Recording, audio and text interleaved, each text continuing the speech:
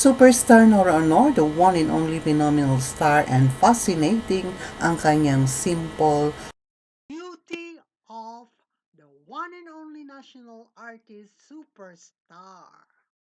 Welcome back po muli sa aking channel. Kung first time po ninyong manood, don't forget to click like and subscribe.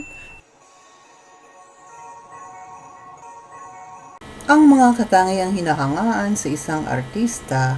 una na ay ang kagandahan, ang angking talino, at ito ay nakuha ng nag-iisang superstar Nora Honor. Bukod sa kanyang kahusayan sa pag-awit, niyakap ng masa at ng kanyang mga taga-suporta ang simple ngunit fascinating at classic din na ganda ng isang Pilipina o ang tinatawag na Morena Beauty na angkin ng nag-iisang superstar Nora Honor, at ang kanyang talino sa pag-awit kung saan naging first step niya upang marating ang tagumpay na kanyang tinamasa sa loob ng 5 dekada o mahigit na 50 taong pamamayagpag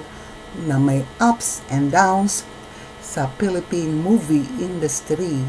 ang nagpatanyag at nagpanatili sa isang Nora Honor upang maikabit sa kanya ang katawagang phenomenal at nag-iisang superstar sa larangan ng pelikulang Pilipino. Paano nga ba maging isang phenomenal star? Una sa lahat ay dapat maging taglay ang mga talinong hinangaan sa isang tulad ni Nora Honor, ang kahusayan sa pag-awit, ang pagkakaroon ng sariling programa na namayagpag ng mahigit 23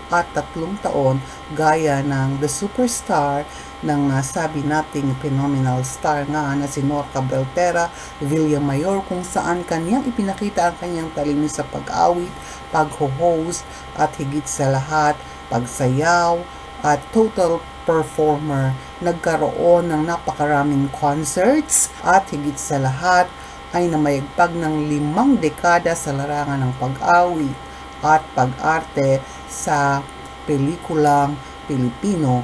300 pelikula at 200 nominasyon na ang 180 mahigit na awards ay kanyang nakamit at naiuwi. Nagbigay ng karangalan sa bansang Pilipinas sa kaniyang pag-uwi ng iba't ibang acting awards na kinilala nga ang kanyang kahusayan sa Asia, sa Europa, sa Amerika, at alam nating lahat sa 5 kontinente ay kinilala ang kahusayan at galing ni La Honor sa larangan ng pag-arte, lalong-lalo na ang kanyang pelikulang Thy Womb. Isa pang katangian ayon sa mga true-blooded Noranians upang maikabit ang katawagang phenomenal star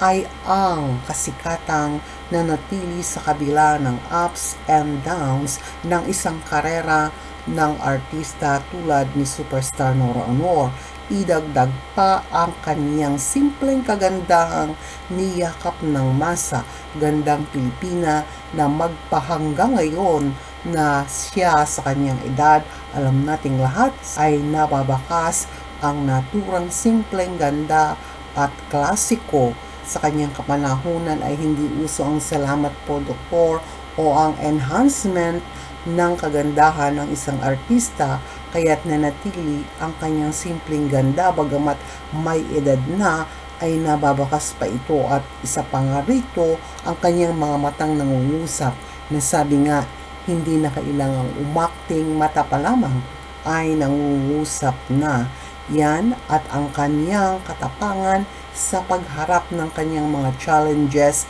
na talaga namang napakarami, at magpahanggang ngayon ay pinag-uusapan ang kanyang pribadong buhay ay talagang ang mga tao interesado pa rin. Yan ang nag-iisang phenomenal superstar,